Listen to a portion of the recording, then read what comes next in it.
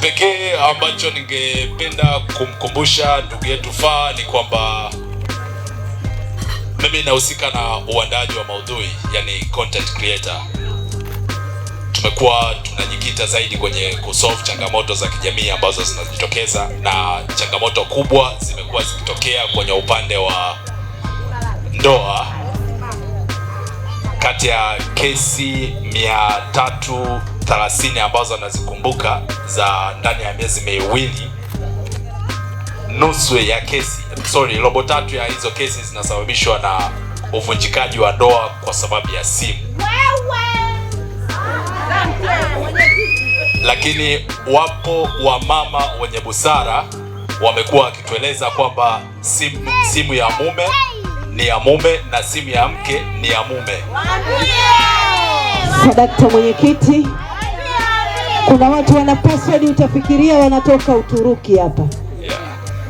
Nilimweleza hivyo mdogo wangu Faa siku ya kwanza ananipa taarifa ya jambo lake, niliamini sitokuwepo. Kwa hiyo nikamweleza kwamba ningetamani nimweleze kabisa, lakini kwa sababu nimepata nafasi ya kuwepo hapa, naomba niliwasilishe pia kwamba simu ya mume ni ya mume, simu ya mke ni ya mume.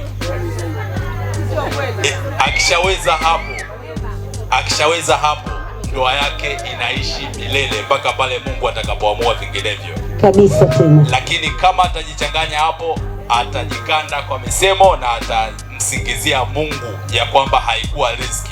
Hapana, sio kama haikuwa riziki, isipokuwa yeye kailazimisha kwa hivyo. Akishaweza mambo ya simu, hakuna kitu kinaharibika hata mara moja, kwa sababu wakati ambao mwanamke ataweka password kwenye simu yake, ina maana anakaribisha usiri wa mambo mengine.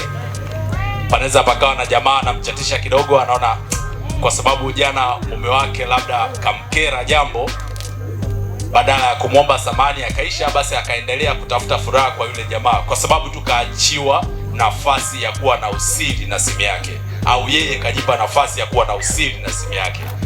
Kwa hiyo mwanaume akisha kuja kuona vile, anajua wameshakutana mara 3 mara 4, na mwanaume akishajua mwanamke wake ana mahusiano na mwanaume mwingine, kila kitu kinakuwa kimeisha pale, hata kama watakuwa wanaendelea kuishi. Tofauti na mwanaume anaweza akawa na mambo yake mengine, lakini nyumba ikawa kwanza 100% siku zote za maisha atakapokuwa wanaishi pamoja. Lakini mwanamke akishafanya hivyo, basi moyo wake haupo tena nyumbani. Kwa hivyo namsihi mdogo wangu Faa ya kwamba simu yake ni mali ya mume wake, simu ya mume wake ni ya kwake. Hata makazini kwetu hatuchunguzi mkoba wa bosi, isipokuwa bosi ana uwezo wa kuchunguza ratiba zetu sisi. Asanteni.